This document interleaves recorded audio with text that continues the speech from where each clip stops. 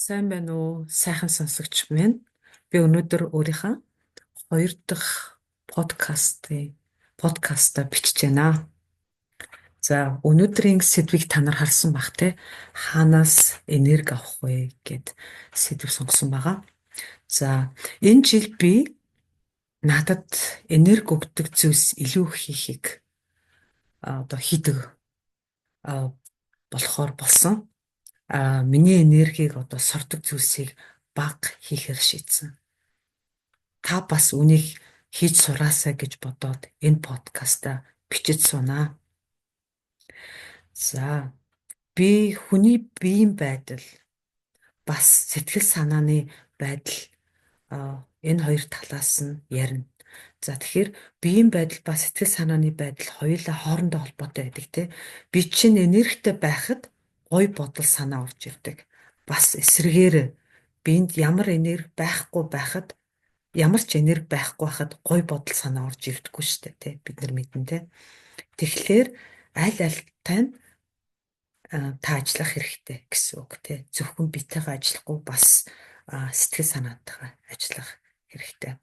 За хэрвээ энергитэйгээ ажиллаад үзчихвэл та илүү сайхан харагдана, илүү мэдрэмтгий байна та илүү гоё харагдана, илүү юмоо хийдэг болно. Тэгэж таны амьдрал бас илүү амьдрах болно. За тэгэхээр сэтгэл дүүрэн эрч хүчтэй амьдрахын тулд бидэнд энерги хэрэгтэй байдаг тийм. Зөвхөн ингээл нэг юм кино үзэл эсвэл Netflix үзээд ингээл диван дээр суугаад байх бол мэдээж хэрэг нэхгүй тийм энергитэй байхгүй тийм.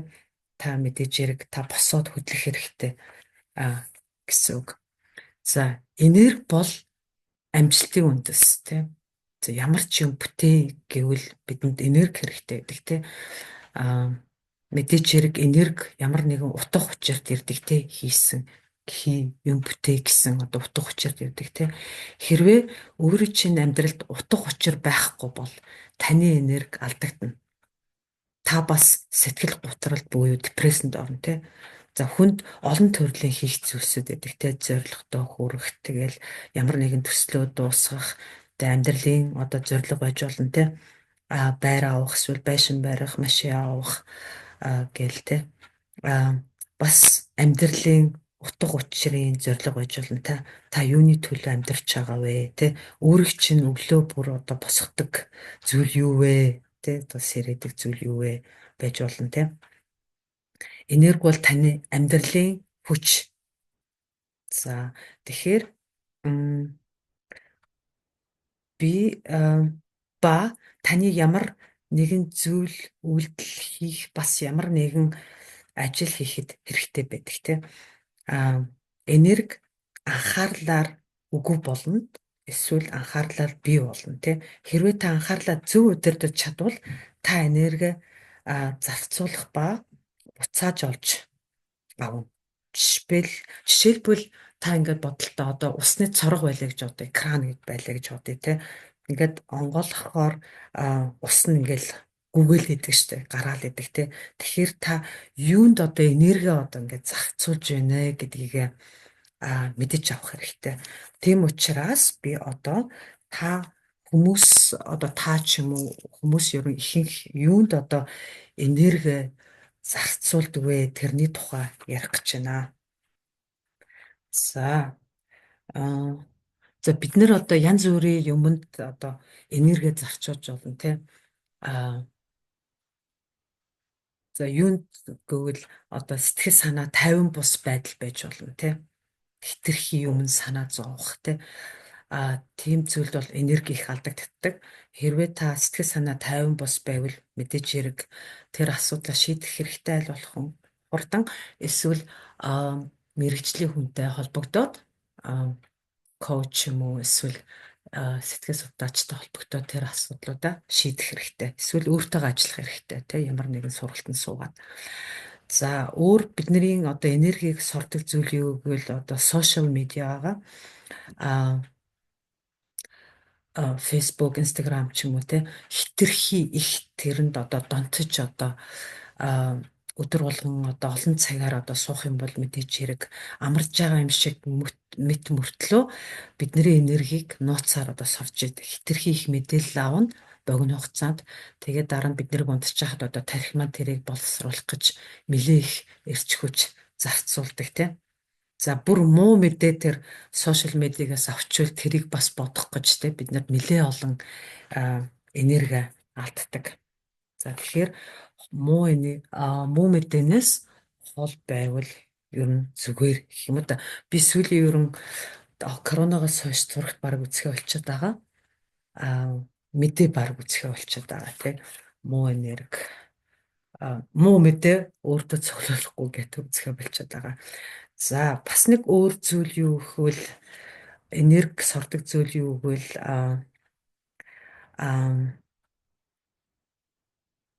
одоо архин төрлийн ундаа байж болно тий. Яг хэмжээтэй уух юм бол одоо жоохон уух юм бол бас боломж юм байж болно. За 100 г улаан вино байж байлаа гэж одоо өдөртөө тий. Харин хэтрүүлж уух юм бол тий таны одоо энергийг тий бүр 3 дахин илүү сорж авдаг тий. Архин төрлийн ундаа. За хит их кофе уух тий би даралт бахтаа гэд надад хэрэгтэй гэдэг гэд хит их аягаар нь кофе уух бас энергийг бас тий нэг хэсэг энерги өгчөө дараа нь энерги чинь бас сорж авдаг тий. За бас бидний энергийг юу авдаг вэ гэвэл хитрхи их одоо хэвтэх гэх юм уу одоо хэвтэн байдалтай байх тий. Тэгэхэд бид нэр ингээд одоо энерги цуглуулж гин гэж бодоод их хэвтдэг штэ тий. Тэр манд бас тий сөрөг тал байдаг. Тэрний оронд ой модоор салхилах нь хамаагүй илүү тий өөрт чинь одоо илүү хүч өгнө. Эсвэл халуун хүйтэн дүүшинд орох эсвэл аэробик хийх ч юм уу те эсвэл байгальд дээр амарх нь биднэрт илүү одоо энерги өгдөг те эсвэл саунд орох ч юм уу эсвэл йога хийх те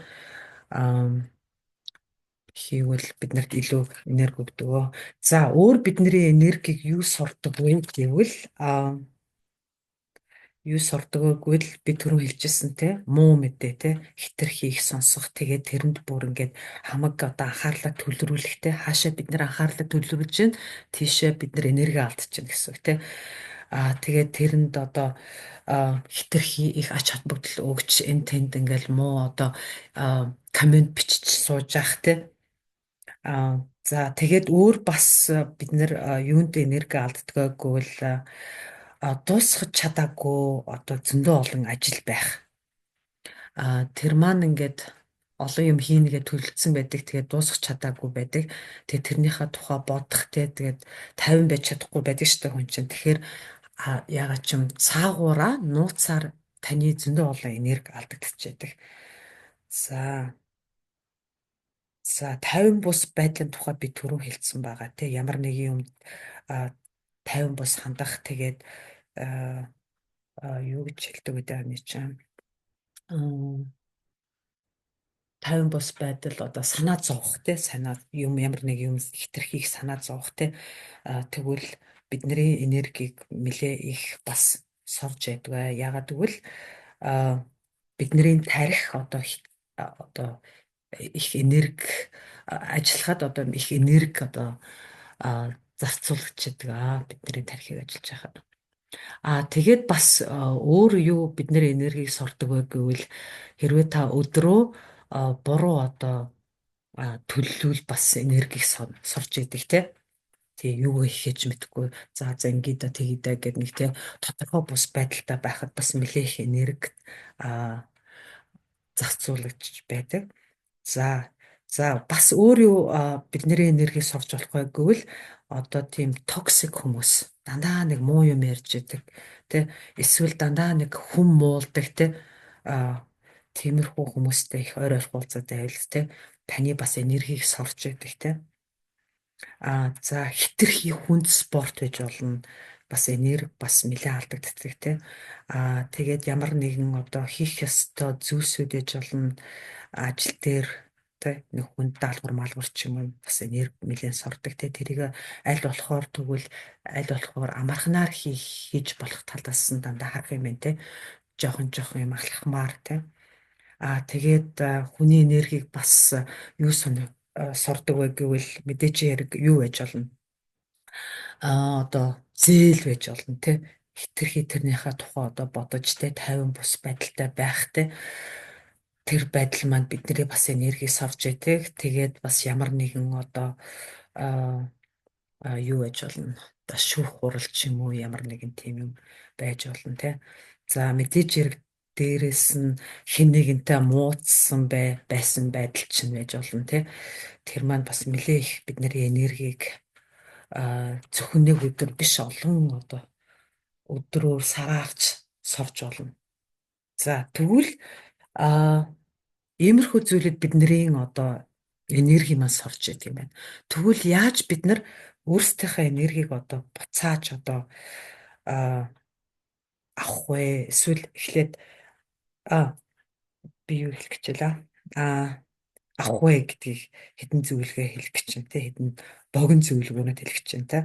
За хэрвээ та бага энергитэй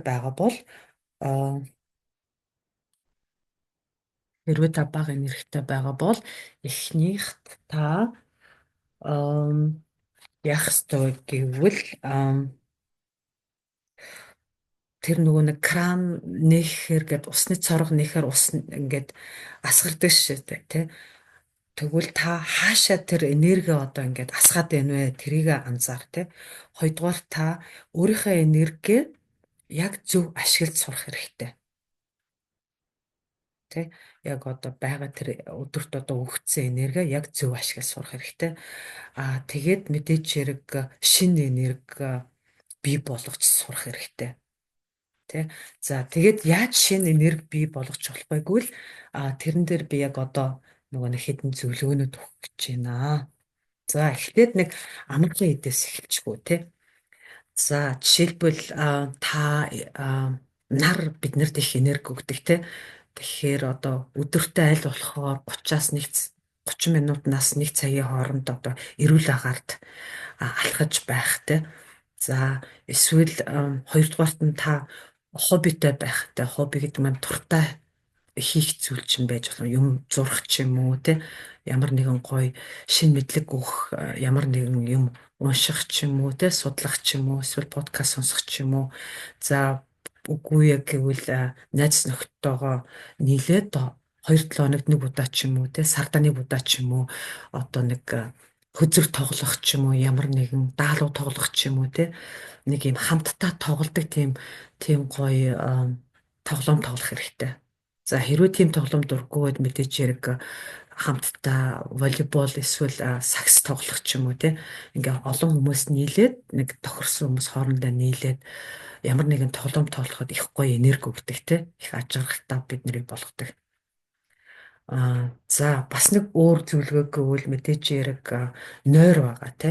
За бүтэн нойр авчих их чухал.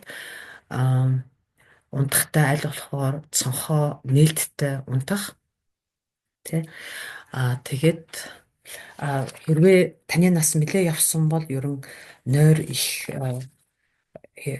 нөгөө нэг эмэгтэй хүний гой харагдуулахад одоо их нууц гэж нөгөө нэг юм Голливуд одууд ярьдаг юм билээ. Тэгээд унтдаг гэж хэлж байсан. За тэгээд өөр яаж болох вэ гэвэл анзаардаггүй нэг зүйл байдаг те бид нарын нэг анзаардаггүй зүйл бид нэр яаж өөрийгөө одоо бүлээн авах гэх юм уу да одоо яаж өөрийгөө харах гэх юм уу те тэр маань бас бидний энергид бас нөлөөлдөг. За би юу хэлэх гээд байна гэвэл өөрийгөө та яаж дүгнэж харж байгаа чинь те. За хэрвээ та өөртөө миний хийсэн бүх юм бүтэхгүй те хизээ бүтчихээсэ би их ядарч гин ч юм уу те би яахаа мэдэхгүй байна яаж хийхээ мэдэхгүй байна зандаал би бүтлгүүдэж яах юм тэргээд иймэрхүү бодлууд бодвол мэдээж хэрэг эдгэр бодлоо танд энерги өгнө гэж юу үгүй шүү дээ те би л үгүй гэж бодож байна те за өөрийн бодлын энергит анхаарлаа хандуулах хэрэгтэй юм байна те. А за яагаад гэвэл бодол маань бодит байдлыг бий болгодог те. Муу юм бодвол таны одоо биеийн байдал чинь те нэг юм сонин юм сөрөг энергитэй нэг юу ч химээргүй те сонирхолгүй нэг юм сони юм руу ороо авчдаг штэ те. За хэрвээ та ямар нэгэн юмны тухай их удаан бодвол та тэр зүйлийг бий болгодог те. За муу юм бодвол муу юм, за муу энерги бас бий болгоно те. За сайхан юм бодож сайхан юм хийвэл мэдээж ярихгүй тийм сайхан энерги бий болгоно те. Аа за тэгвэл өөрөөсөө та асууад үзээрэй. Та өөртөө энерги өгөхөөр ямар нэгэн юмны тухай боддгоо тэ? Эсвэл таны энергийг сорох юмны тухай боддгоо. За үүний тухай та бодоод үзээрэй. За тэгэхээр энэ одоо хэсэгт хэлэхэд та юу бодож байгаадаа анхаарна уу? За дараачийн нэг одоо зөвлөгөө гэвэл хоол ба дасгал одоо биеийн дасгал те. Хэрвээ та турахыг хүсэж байгаа бол те мэдээж хэрэг дасгал те юу идж байгаа мэдээж хэрэг их чухал байдаг те. За жишээлбэл миний хувьд коронавигийн үед гэртээ их суугаад баг 2 жил те нэлээд одоо жин нэмсэн те. Тэгээд азар 2 жилийн өмнөөс байхаа баг те би сайн санахгүй байна. Ямар ч гэсэн спортоо буцаад хийдэг болсон 7 хоногт дор хаяж 1-2 удаа яг биеийн тамирын заалд очиж хийдэг болсон байгаа. Тэгээд нодны бас цусны шинжилгээ өгөхөд бас нэг зүйл дээр анхаарах ёстой шүү гэсэн тийм анхаарал өгсөн болохоор аль болохоор би одоо өөрийн биеэ хөдөлгөж явах ёстой маа гэдгийг одоо ойлгож авсан. За таны хувьд ч гэсэн бас их чухал гэж би бодож байна те. Эрүүл ба чирэг би ч юм би хүн бүрт нь чухал те. За тэгэхээр өдөр бүр за алхаж би бараг чадахгүй байгаа. Гэхдээ яг 7 хоногт 2 удаа биеийн тамирын зал руу явна. Тэгээд бусад 3-4 удаа алхдаг болсон байгаа тий. За та илүү энергитэй бай гэвэл одоо бас бидэнд энерги өгөх хоол хүнс хэрэглэх ёстой тий. За ямар нэгэн хоол идсний дараа та өөрийгөө ажаад үзээрэй. Шууд орон дээр хэвтмээр санагдчихэв үү тий? Эсвэл бодон дээр эсвэл танд энерги өгөө та юм хөнгөн шингэн байна уу тий? Тэрийг бас анхаарах ёстой. Тэгэхээр аль болох өөрт чинь одоо энерги өгөх тийм хоол хөнгөн хоол өдөртөө идвэл зүгээр ах. Үгүй орон цагт хөнгөн хоол идээд өдрийн цагт яг дунд зэргийн тийм хоол иж болох юм те. Тийм ногоо оруулсан те аль болох те. Заавалчгүй их одоо мах мөрөл орсон байл. Миний хувьд миний бие лав тийм хоол идэхээр нэлээ ядраад хэвтээд өгдөг. Тэгэхээр юу идэж байгаа дээр бас анхаарах хэрэгтэй юм байна гэдгийг би нэлээ өөрийнхөө биеэр одоо мэдэрсэн гэх юм уу да тийм. Гэхдээ хаяа бас тиймэрхүү хоол бас монгол хүн байна. Энерги өгөх тал байдаг те шүлмөл уухад. За та тэгэхээр өөрөөсөө асуух юм байна те. Миний хоол надад энерги өгч байна уу гэж өөрөөсөө асуух юм байна. За Тони Робинс гээд дэлхийн одоо номер 1 коуч гэдэг те. Одоо амьдралын чиглүүлэгч багш гэх юм уу да те. Тэр маань ингээд хэлжсэн одоо орчин үеийн хүмүүс нэг юм хайрцагны амьдралаар амьдраад байгаа гэдэг. Нэг одоо хайрцагт амьдраад тэр хайрцагнасаа гараад өөр нэг хайрцагт суугаад ажил дээр очиод бас нэг өөр хайрцагт байгаад тэгээд ахаад нөгөө нэг хайрцагт буцаж суугаад ахаад нөгөө хайрцаг руу ирээд амьдардаг гинэ. Тэгэхээр ямар ч одоо юм хөдөлгөөнгүй болчиход байгаа тий. За хөдөлгөөн маань биднэрт одоо их чухал тий. Яагаад гэвэл нэлен дээр үед мэдээж хэрэг бид нэр хоол унд олох гэж тий нэлээ их хөдөлж тий ан маань хийж тийм их хөдөлгөөнтэй байдаг байсан шүү дээ хүн чинь ер нь тий. Тэгээ орчин үеийн одоо юм амьдралд одоо хотын одоо тийм амьдралд орчхоор хүн одоо хөдөлгөөнгүй болцдог тий. Тэгээд илүү их одоо мэдээлэлтэй хөдөлгөөнгүй байдлаасаа болоод хүн одоо энерги их одоо дуу шугаас болоод бас тэ энерги багц алдах тийм магадлал бий болчиход байгаа. За дараагийн нэг зөвлөгөө гэвэл а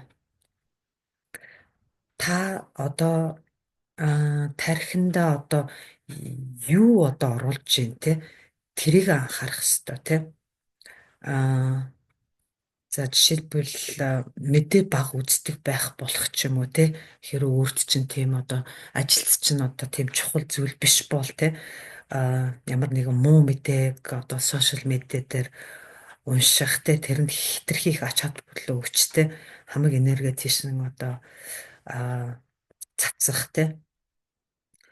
За тэгэхээр мэдээж хэрэг өдөр бүр муу мэдээ сонсвол таны энергид бас нөлөөлнө те. За тэгээд эсвэл нэг юм муу юм унших ч юм уу те мэдээж хэрэг. Тэгэхээр тархинда та юу оруулж байна? Тэрэн дээрээ бас анхаарах хэрэгтэй байна. За өөр нэг өөрийн чинь энергийг одоо бий болгох зүйл гэвэл таны орчин одоо таныг одоо тойрж байгаа орчин чинь бас нөлөөлнө те. Жишээлбэл мэдээж хэрэг бидний гэр те эсвэл таны гэр те таны машин өөрийн чинь хүрээлж байгаа хүмүүс те өөрийгөө өндөр энергитэй хүмүүстэй ерөн хүрээлвэл таны энерги бас өндөр байна л гэсэн үг тийм.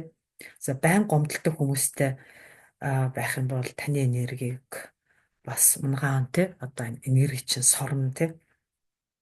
Та өөрөө л одоо тий сонгож болох юм байна штэ тий. Тийм хүмүүстэй би байх уугүй өөрөө шийдэх юм тий. За гэр гэвэл гэрц чинь одоо хэрэггүй хитрхи олон одоо хөглөрсөн зүйлс байна уу тий. Эсвэл таалагдахгүй хамны өнгө байна уу? Тийм байвал одоо тэр өнгө мөнгөө солих хэрэгтэй байна те.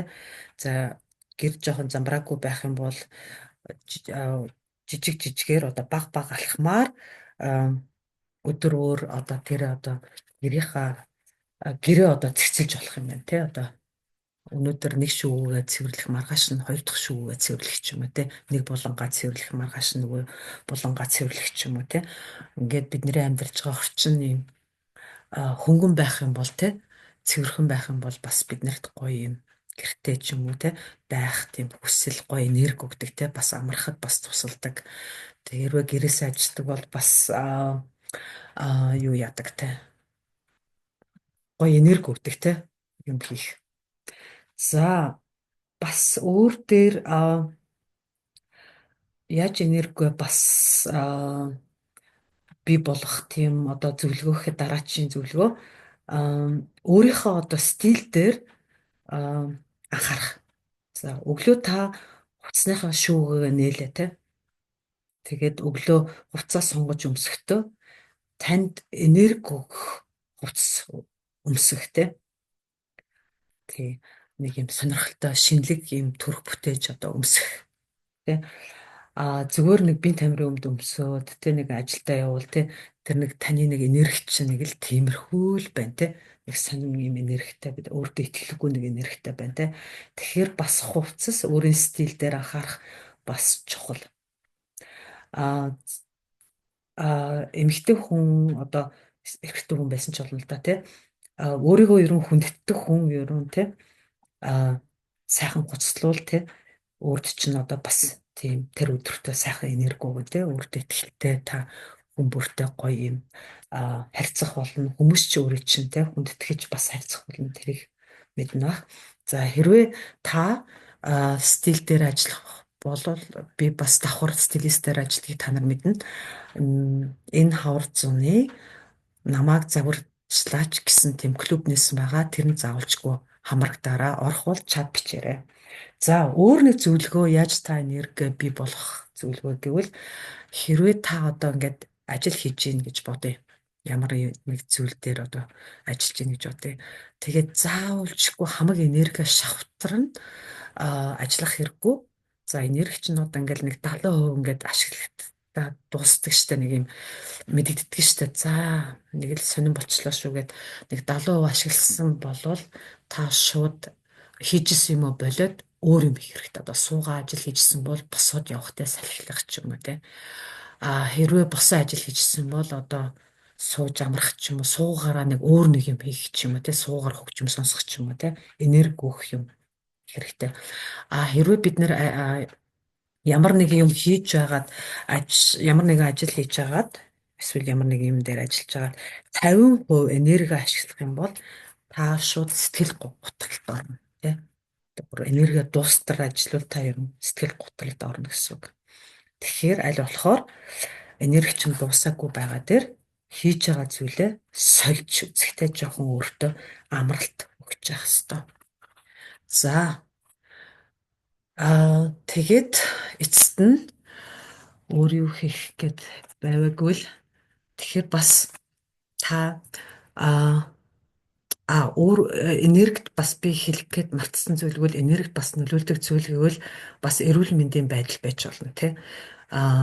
Жилдээ ер нь нэг удаа цусны шинжилгээ өгөөд бас нэг зөвлөгөө өгөх юм да тий. Витамин D тэгэл гормон өөрчлөлт юу болж юм те тэрэн дээр анхаарлаа дутагдал юм уу витаминаар ч юм уу юугаар чи хоолой хүнсээр ч юм уу те тэрийг авч явах бас чухал шүү. Тий. Тэгээд мэдээч хэрэг хамгийн гол зүйл бас те та юу бодож байна те тэрийг ахаад би тавтаад хэлчихье. Тэр манд бас бидний биеийн байдал те сэтгэл санааны байдалд их нөлөөлдгөө. Тий.